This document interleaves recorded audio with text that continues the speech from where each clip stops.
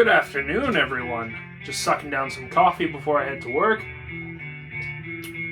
And I wanted to spit out a new music recommendation video because it's been a really long time. I look back in my music, or rather my chat list video playlist, and the last one I did was like over 9 months ago. It's way longer than I thought, so let's right that wrong. So what better way to do that, to come back with a bang, than to talk about my recommendation, personally, for particularly in regards to lifting, from one of the biggest metal bands in the world.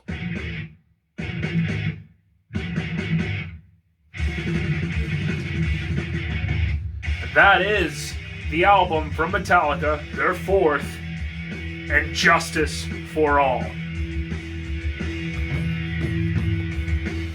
This is my personal favorite album from Metallica.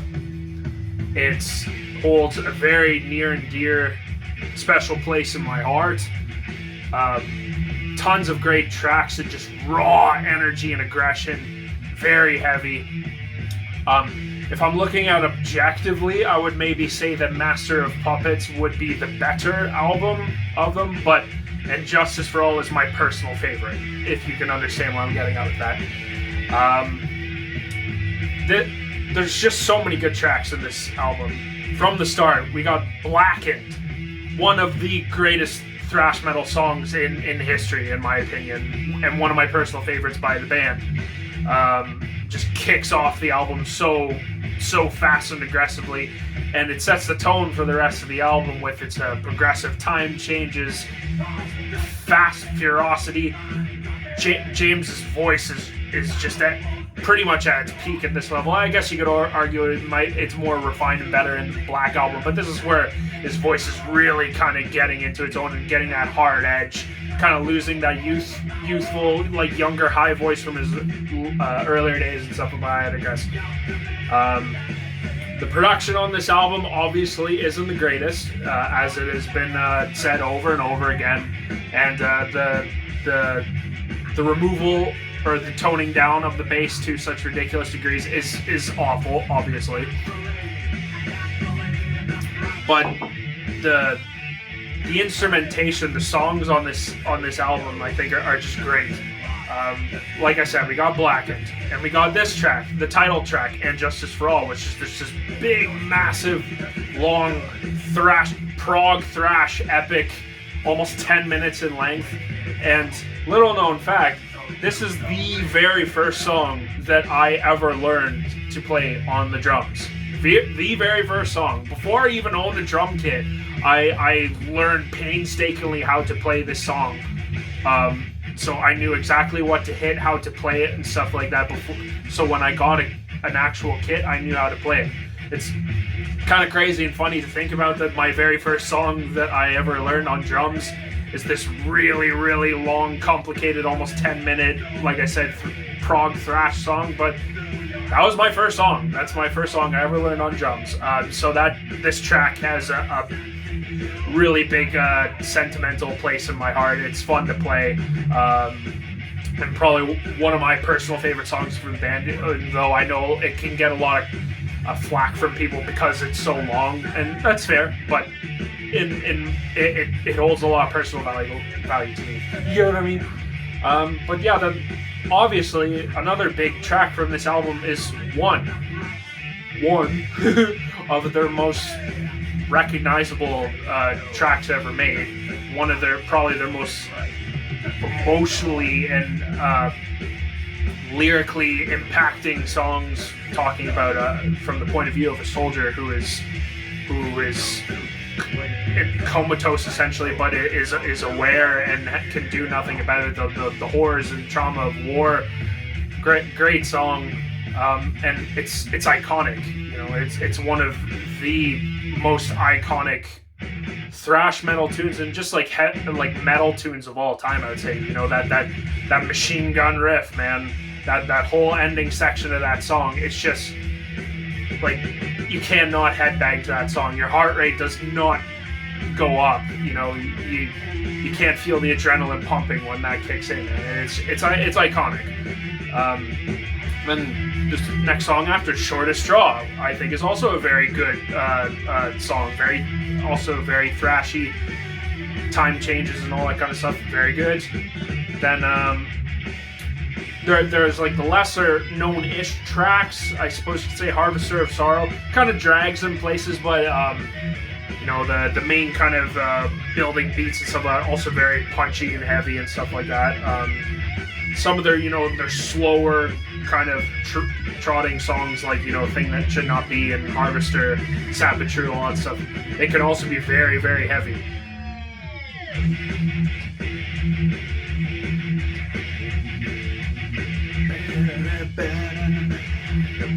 I like this song. Then Frayed Ends of Sanity. Very, very crazy song. Just so many time changes. Like probably one of their most complicated songs that they ever made. Especially speaking for me, like being a drummer and stuff like that back in the day when I was learning drums, to try and pick that up. That was a bit pretty tricky to learn with all the time changes and transitions and stuff like that. But then I Have Beholder, which is after this track. It's obviously one of the weaker tracks probably of the album, along with Harvester. Maybe I'd say some people are gonna get mad at me for that, I guess. It's also a really good track. It's fun to bop around to, and the lyrics are very prescient and very very poignant. Talking about the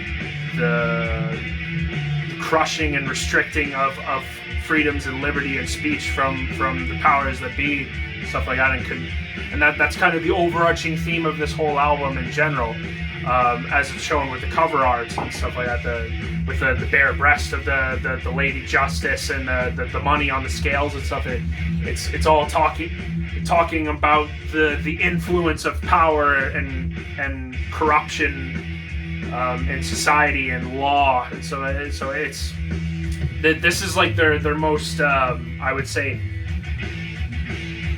very kind of like lyrically on the nose album in some ways, I guess you could say. Maybe a bit more typical of because a lot of those bands they all kind of had like those kind of subjects of that, and this was Metallica's. Then the last few tracks of the album, To Live Is to Die, might just be my favorite instrumental by the band personally, because of its emotional weight of it. All of it being written in the wake of Cliff Burton, the original bassist, tragically dying, and you can really feel the emotion in that song. It's heavy and pounding, but then when it gets to those swelling guitar sections there with the harmonies later in there, like it chokes me up almost every time, like, because you can feel the emotion coming through the players when they play it, and like the stuff that they're going through. It's between probably Orion and To Live Is to Die for me personally, but for the emotional weight of that one, I might personally give that one To Live Is to Die but yeah. And then the closer track of the album, Dyer's Eve. Holy moly, what a bruiser! Just you go from that massive melancholic build up and all that emotion from To Live Is to Die, and then the final track just kicks you right in the damn face, and it's just blistering through the entire track, and it just gets you angry, and that's kind of what I wanted to focus on with it. This is Metallica's, definitely, it's their most raw and angry album. So this album is perfectly fit for training, in my opinion. Their previous albums, obviously, Ride the Lightning, Kill 'Em All. Kill 'Em All is also very great for that too. They all got their different sort of energies, I would say, but this one, for just raw, like, energy and fury, passion, and stuff like that, I say that this one fits very well for training. But you can't go wrong, I would say, for like the Metallica's like first 4 to 5 albums. But yeah, that the long story short of it, that's my recommendation for my personal favorite album from Metallica. and Justice for All. Just it gets you in a particular, like, aggressive, angry mood to just crush weights. So I do that's the one I usually flick on, along with other albums, obviously, every now and then, to one, kind of tap into that youthful energy, and then two, because it just has, because like I said, this album's all coming in the wake of the passing of the previous bassist, so you can feel that raw frustration and aggressiveness in that album. And there's a reason why so many people hold it in such high regard, and other people also say that Justice is their favorite from Metallica, because even with the lacking of its production and all that kind of stuff, all those production woes and everything like that, there's just this intensity, and raw passion and aggression that you feel in that album. That it was Metallica at the I would say at the absolute peak of their musical capability and prowess, and also just their energy and aggression. That when I think of seeing them live, like Seattle '89 and stuff like that's that time period where they were just at their absolute peak, their undisputed prime.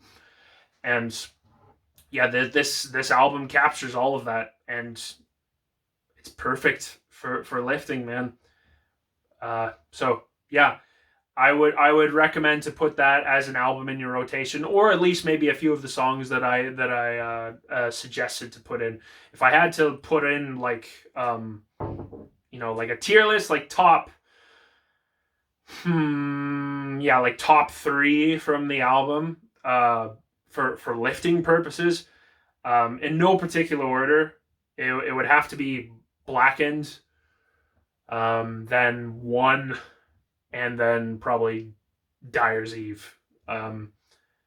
Like I said, Injustice is one of my personal favorites, but I think, to be objective with other people, I think those would be the three that I'd probably put to recommend to general people. Runners up would probably be Shortest Straw, and